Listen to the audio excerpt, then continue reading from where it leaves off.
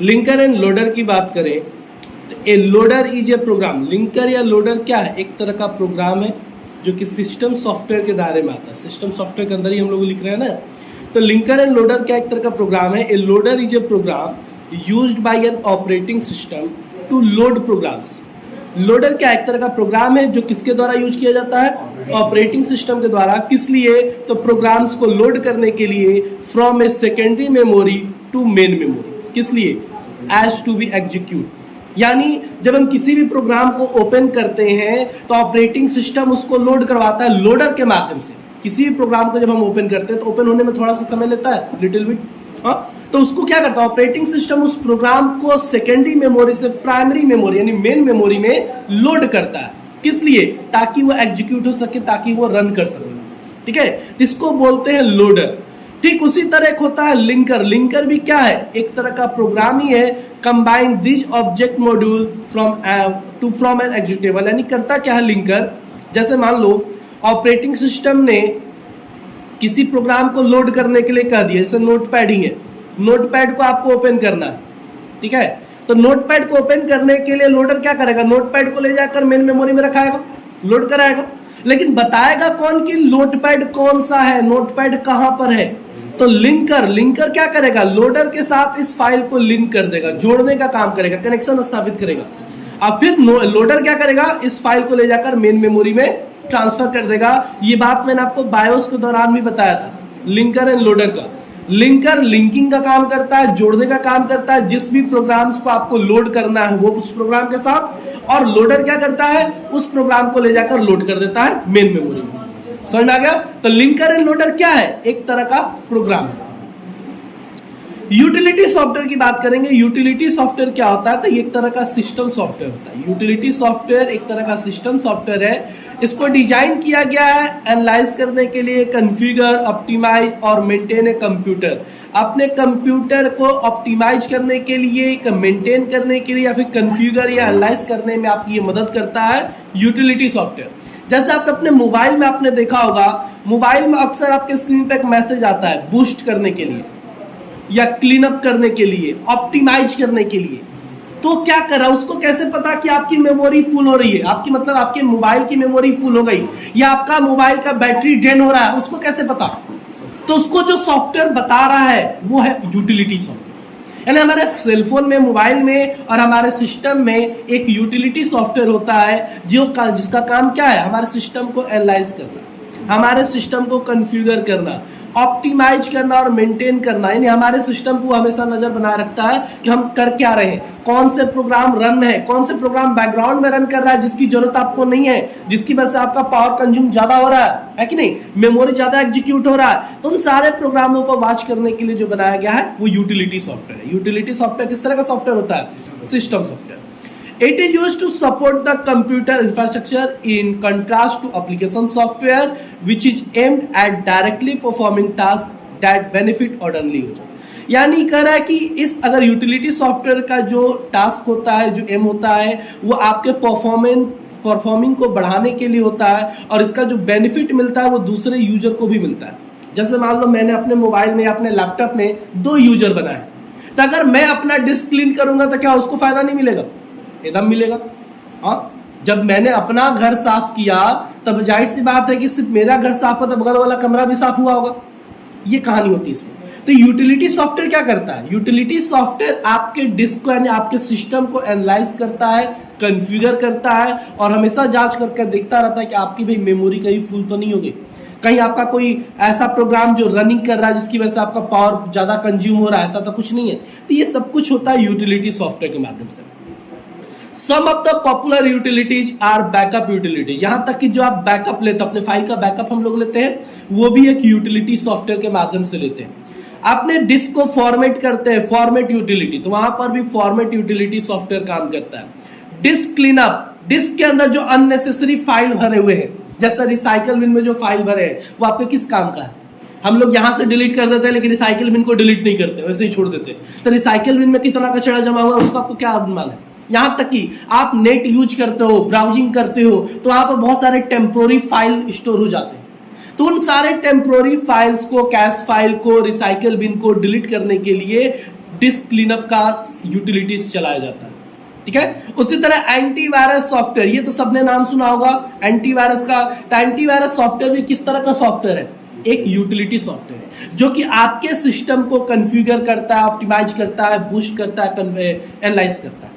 नहीं तो एनालाइज नहीं करेगा तो उसको पता कैसे चलेगा आपके सिस्टम में क्या है, वायरस है कि सॉफ्टवेयर, उसको कैसे पता चलेगा? तो हमेशा वो यूटिलाइज करता रहता है। अब एंटीवायरस का शब्द का जिक्र हुआ तो यहाँ पर वायरस शब्द का जिक्र होगा कि वायरस क्या होता है सर। ठीक है, तो बहुत सारे बच्चों के मन में कंफ्यूजन होता है कि सर वायरस क्या है, सोच ही नहीं पाते।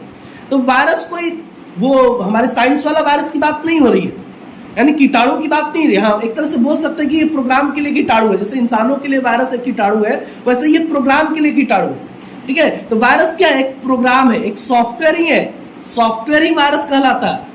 बैड सॉफ्टवेयर है तो वायरस है, गुड सॉफ्टवेयर है तो भाई प्रोग्राम है। ठीक है, एक छोटा मोटा जो प्रोग्राम होता है, स्क्रिप्ट या माइक्रो डिजाइन, यानी एक प्रोग्राम है, एक सॉफ्टवेयर है जिसको डिजाइन किस लिए किया गया है? आपके इंफॉर्मेशन को चुराने के लिए, आपके डेटा को मॉडिफाई करने के लिए, आपका कंप्यूटर डैमेज करने के लिए, या आपके डेटा को डैमेज करने के लिए। आप बहुत अच्छा काम कर रहे हो, आपका टंगड़ी कैसे खींचे, तो भाई आप हथियार तो नहीं चल रहा, आप सॉफ्टवेयर भेज दिया जा रहा है, जब एंटीवायरस भेज दिया तुम्हारे पीछे, एंटीवायरस नहीं वायरस, वो आपको मार के गिरा देगा, आपको पूरा नचोड़ लेगा, जाओ। ठीक है, तो ये सारे काम वायरस के थ्रू हो सकते हैं। तो वायरस क्या है? एक प्रोग्राम है, एक प्रोग्राम है जो कि आपके डेटा को मॉडिफाई कर सकता है। मैंने लिखा क, वो कर देगा ख। ठीक है, पर्सनल इंफॉर्मेशन, आपके पर्सनल इंफॉर्मेशन को चुरा सकता है। स्टील का मतलब चुराना होता है। डैमेज, आपके डेटा को डैमेज कर सकता है, आपके हार्डवेयर को भी डैमेज कर सकता है। ये वायरस इतने खतरनाक होते हैं। सेंड ईमेल, आपको मेल के थ्रू, आपको एक मेल भेजा जाएगा, आपका सिस्टम हैक हो जाएगा। आपके स्क्रीन पर मैसेज डिस्प्ले कराया जा सकता है, आपका नंबर, आपका कुछ भी मेरे पास नहीं है, लेकिन फिर भी वायरस के माध्यम से आपके स्क्रीन पर मैं जो चाहूंगा सो दिखा सकता हूँ। आपने मूवी वगैरह में देखा होगा बहुत कुछ ऐसा, सीधे कंप्यूटर हैक हो जाता है, जो चाहता है वो अपना वीडियो शो करवा देता है वहां पर। ठीक है, और some combination of these action, इस तरह के बहुत सारे कॉम्बिनेशन मिलाकर भी हो सकते हैं। अब अगला सवाल आता है कि प्रोटेक्ट अगेंस्ट कंप्यूटर वायरस, हम अपने सिस्टम को कैसे प्रोटेक्ट करें कंप्यूटर वायरस से। तो मैंने कुछ पॉइंट यहां पर लिखे गए हैं, आप नोट कर सकते हैं, देख सकते हैं। Don't download files from unknown source, किसी भी अननोन सोर्स वाले फाइल को डाउनलोड न करें। अननोन सोर्स करने का मतलब चाहे आपके ईमेल, चाहे आपके वेब पर इंटरनेट आप यूज करते हो तो कुछ भी सर्च करते हो, किसी भी लिंक पे क्लिक कर देते हो, तो वैसे लिंक पर आप क्लिक ना करें जो आपके लिए अननोन हो, जिसके बारे में आप नहीं जानते। ठीक है, तो ये पहला पॉइंट हो जाएगा, डोंट डाउनलोड फाइल्स। आप किसी भी तरह के फाइल्स को डाउनलोड ना करें, चाहे वो आपके मेल पर किसी तरह का लिंक आया, कोई अननोन पर्सन आपको मेल कर दिया और उसमें एक लिंक है और कुछ नहीं लिखा, बस एक लिंक भेजा, आपने लिंक पे क्लिक कर दिया, हो सकता है कोई वायरस हो। ठीक है, या वेब पर कोई लिंक आपको मिल गया, अननोन लिंक है, आप उस पर क्लिक ना करें, पहले जांच पड़ताल कर ले तभी क्लिक करें। स्कैन ऑल न्यू फाइल्स, आपके पास कभी भी कोई नया फाइल्स आया तो उसको सबसे पहले वायरस स्कैनिंग सॉफ्टवेयर यानी एंटीवायरस से स्कैन कर ले, ओपन करने से पहले। ओपन करने के बाद कोई फायदा नहीं है स्कैनिंग का। डोंट डाउनलोड अटैचमेंट, किसी भी तरह के अटैचमेंट को डाउनलोड न करें। अगर आपको किसी ईमेल पर किसी अननोन पर्सन के माध्यम से कोई पिक्चर्स, गेम, इलेक्ट्रॉनिक कार्ड्स यानी ग्रीटिंग कार्ड्स वगैरह अगर आता है तो उसे आप डाउनलोड न करें। अननोन पर्सन, अब ऐसा नहीं कि जान पहचान वाला भेज दिया तो बोल देना कि सर बोले हैं नहीं डाउनलोड करने के लिए, नहीं करेंगे। ठीक है, इस तरह के कुछ कॉम्बिनेशन आप देख सकते हैं। फिर how do I know if my computer problem is actually virus related, मुझे कैसे पता चलेगा कि मेरा कंप्यूटर वायरस इन्फेक्टेड हो चुका है। पहला कि आपका फाइल्स डिलीट होने लगेगा, आप जो फाइल्स बनाओगे ऑटोमेटिक डिलीट हो जाएंगे, गायब हो जाएंगे। हार्डवेयर प्रॉब्लम्स, आपके हार्डवेयर काम करना धीरे धीरे बंद करने लगेगा, कभी कोई काम करेगा तो कभी कोई नहीं काम करेगा। हैंग द कंप्यूटर, आपका कंप्यूटर हैंग्स करेंगे, हैंगिंग प्रॉब्लम होने लगेगा। कंप्यूटर गिव्स रॉन्ग कैलकुलेशन, देखिए ये कहा गया कि कंप्यूटर कभी भी कैलकुलेशन गलती नहीं करता है, लेकिन यहाँ पर आपका कैलकुलेशन गलत हो सकता है, वायरस इन्फेक्टेड होगा तो। Computer beeps at startup with no screen display, आपका स्क्रीन गायब हो जाएगा और आपके सिस्टम से एक बिप का साउंड आए तो हो सकता है कि आपका सिस्टम वायरस इन्फेक्टेड हो चुका है। ऐसे बिप का साउंड और स्क्रीन ना आना एक और भी हार्डवेयर का प्रॉब्लम भी होता है, जिसको हम लोग रैम कहते हैं। अगर रैम में फॉल्ट है तो आपके स्क्रीन में स्क्रीन नहीं आएगा और एक बिप का साउंड भी आएगा। तो कुछ फीचर्स मैंने, कुछ कॉम्बिनेशन मैंने लिखवा है, इसको आप देख लेंगे। अगर ये सारे प्रॉब्लम्स आपके सिस्टम में आ रहे हैं तो हो सकता है कि सिस्टम में वायरस हो। अब वो छोटा वायरस है कि बड़ा वायरस है, वो अब उस पर डिपेंड करेगा। टाइप्स ऑफ वायरस की बात करें तो मैंने कुछ वायरस के नाम आपको लिखवा है, resident, direct action, override, boot virus, micro virus का। मैंने इसमें बहुत सारे मैंने आपको वायरस का नाम लिखवा है। सबसे पहला जो लेटेस्ट अभी फिलहाल चल रहा है वो रैमसम वायरस चल रहा है। रैमसम वायरस, इसका पता है काम क्या है? अगर ये वायरस आपके सिस्टम में आ जाता है तो आपने जो फाइल्स बनाकर स्टोर किए हैं, C drive, D drive, desktop, जहां भी, अगर ये वायरस आ गया तो उस फाइल्स फोल्डर को वो लॉक कर लेगा। आप उस फाइल फोल्डर का यूज नहीं कर सकते, ओपन नहीं कर सकते। जैसे ओपन करेंगे वो पासवर्ड आपसे पूछेगा, नहीं पासवर्ड तो आपने डाला नहीं है। फिर अब जैसे आप ओपन करोगे, पासवर्ड डालने का प्रयास करोगे तो स्क्रीन पर मैसेज भी आएगा कि इस नंबर पे कॉल करें। अगर आप अपने फाइल को ओपन करना चाहते हो आप कॉल करिएगा, कांटेक्ट करिएगा, तो आपसे पैसे की डिमांड करेगा, फिर वो आपको वो पासवर्ड बताएगा, तब जाकर आप अपना डेटा कैरी कर सकते हैं। ये रैमसम वायरस है। तो अभी फिलहाल जो भी लेटेस्ट एंटीवायरस आ रहा है उसमें रैमसम वायरस प्रोटेक्शन आ चुका है, आप उसका यूज करें। नोटेक मैंने लिखवाया है, boot virus are known as system sector virus. System sector virus को हम लोग क्या कहते हैं? बूट वायरस कहते हैं। बूट स्ट्रैप वायरस भी किसको कहते हैं? बूट वायरस को ही कहते हैं, या फिर बूट सेक्टर वायरस। ही तीनों का नाम क्या है? बूट वायरस ही, अलग अलग नाम से इसको जाना जाता है। Boot virus are known as system sector virus, boot strap virus and boot sector virus. अब वायरस जब आया तो भाई जाहिर सी बात है कि एंटीवायरस भी आएगा। पहला चीज की वायरस बनाया किसने? तो एक इंसान ने, एक प्रोग्रामर ने ही वायरस बनाया। जैसे सॉफ्टवेयर एक इंसान बनाते हैं वैसे वायरस भी एक इंसान ही बनाते हैं। किस लिए बनाया गया? ताकि आपके सॉफ्टवेयर को डैमेज किया जा सके, हाँ, डैमेज करने के लिए, आपकी इंफॉर्मेशन को चुराने के लिए। अब बात करेंगे, जब वायरस बना तो जाहिर सी बात है कि एंटीवायरस भी बनेगा। वायरस आया तो एंटीडोज भी आएगा उसका ना। कोरोना आया था, अभी कोरोना का भी एंटीडोज आ गया। अब इस सब पे कमाई होती है बहुत ज्यादा। जैसे मैंने एक सॉफ्टवेयर बनाया, मैंने आपको सेल कर दिया, वो कभी खराब नहीं होगा, तो मेरी सॉफ्टवेयर बिकेगा कैसे? तो मैंने क्या किया, जैसे आपने सॉफ्टवेयर कर रहा, एक वायरस बनाकर आपके पीछे छोड़ दिया। आप सॉफ्टवेयर ले गए, उसके पीछे पीछे वायरस भी चला गया। वायरस गया, उस सॉफ्टवेयर को खराब कर दिया। अब आप दौड़े दौड़े मेरे पास आओगे, फिर सर मेरा सॉफ्टवेयर तो खराब हो गया। तो मैंने कहा कि वायरस की वजह से खराब हो गया, वायरस इन्फेक्टेड हो गया है। तो सर उपाय है फिर से सॉफ्टवेयर लो और एक एंटीवायरस ले जाओ, अब तुम्हारे में वायरस नहीं आएगा। यानी मैंने एक और सॉफ्टवेयर बेचा और प्लस में एक एंटीवायरस भी उसको दिया, उसकी भी कमाई मुझे हुई। तो ये वायरस इसीलिए बनाए जाते हैं, ठीक है। तो बात करेंगे एंटीवायरस की कि एंटीवायरस क्या है। तो एंटीवायरस या antivirus software sometimes known as anti malware software, इसको मालवेयर सॉफ्टवेयर भी कहते हैं। इच कंप्यूटर सॉफ्टवेयर एक तरह का सॉफ्टवेयर है ये, use to prevent, detect and remove malicious software. यानी उस तरह के जो मैलिशियस सॉफ्टवेयर होते हैं उसको डिटेक्ट करता है, रिमूव करता है, प्रिवेंट करता है, ठीक है। Today there are dozens of different companies and antivirus product available of the computer और मोबाइल के लिए, देखो मोबाइल भी, सेलफोन भी लिखा हुआ है। अलग अलग तरह के कंपनीज के एंटीवायरस मार्केट में अवेलेबल है। जैसे आप देख सकते हो new version of Microsoft window के अंदर, यानी जो हम लोग ऑपरेटिंग सिस्टम विंडो यूज करते हैं उसमें बाय डिफॉल्ट एक हमारा एंटीवायरस होता है जिसका नाम है डिफेंडर। क्या नाम है? Windows defender. तो अगर इसको आप एक्टिव रखते हो, अपडेटेड रखते हो, थोड़ा इस पे ध्यान बनाए रखते हो तो आपको किसी एंटीवायरस की जरूरत नहीं है।